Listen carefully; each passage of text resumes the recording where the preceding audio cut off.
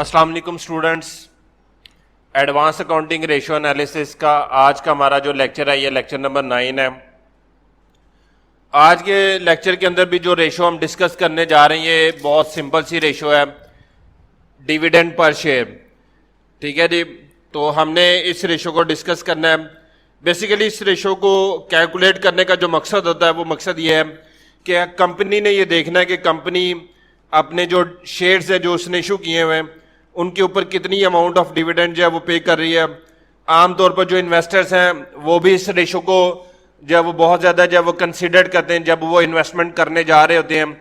Normally जो बड़े investor होते हैं वो इस रेशो को जो है वो बहुत ज़्यादा सहारा लेते हैं, क्योंकि देखते हैं कि कंपनी जो है वो अपने डिविडेंड के ऊपर किस हिसाब से जो है वो अपने शेयर्स के ऊपर किस हिसाब से डिविडेंड जो है वो पे करती है, तो उसके लिए जो है वो इस रेशो की जो है वो कैलकुलेशन की जाती है। अब इस रेशो का फार्मूला क्या है और उस फार्मूले को हमने सॉल्व करना कैसे करना है वो हम देख लेते हैं जी। सबसे पहले हम डिस्कस करेंगे कि इस रेशो का जो फार्मूला है वो फार्मूला क्या है जी। फार्मूला है जी dividend amount divided by number of equity share. ठीक है जी, तो जब हम डिविडेंड अमाउंट को नंबर ऑफ इक्विटी शेयर से डिवाइड करेंगे तो इस सूरत में हमारा जो आंसर आएगा वो डिविडेंड पर शेयर कहलाएगा। अब यहां पर ये जो डिविडेंड अमाउंट है इससे मुराद क्या है? इससे मुराद कंपनी का वो जो प्रपोज्ड डिविडेंड होता है।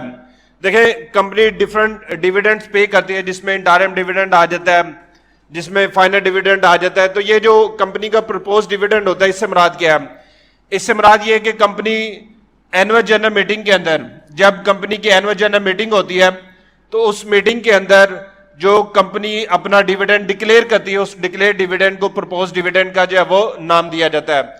तो एजीएम के अंदर जितना भी डिविडेंड जो है वो डिक्लेयर किया जाएगा उसको हम प्रपोज डिविडेंड का नाम देंगे, तो वो हमारा अमाउंट ऑफ डिविडेंड होगा। और इसको हम डिवाइड करेंगे नंबर ऑफ इक्विटी शेयर से। नंबर ऑफ इक्विटी शेयर से मुराद नंबर ऑफ इश्यूड शेयर है।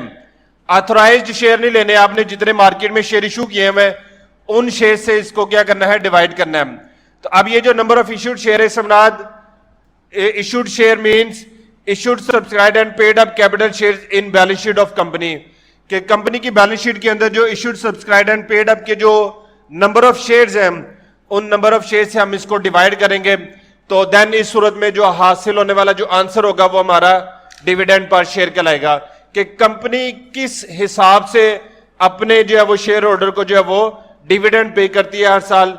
तो इस फार्मूले की मदद से हम उसको जो है वो क्या करते हैं, ड्राइव करते हैं। और नॉर्मली इन्वेस्टर के लिए बहुत ज्यादा इंपॉर्टेंट रेशियो होती है, ताकि वो कंपनी की इन्वेस्टमेंट कंपनी के अंदर इन्वेस्टमेंट करने से पहले ये देख ले कि कंपनी जो है वो किस हिसाब से रिटर्न या डिविडेंड उनको जो है वो पे करेगी।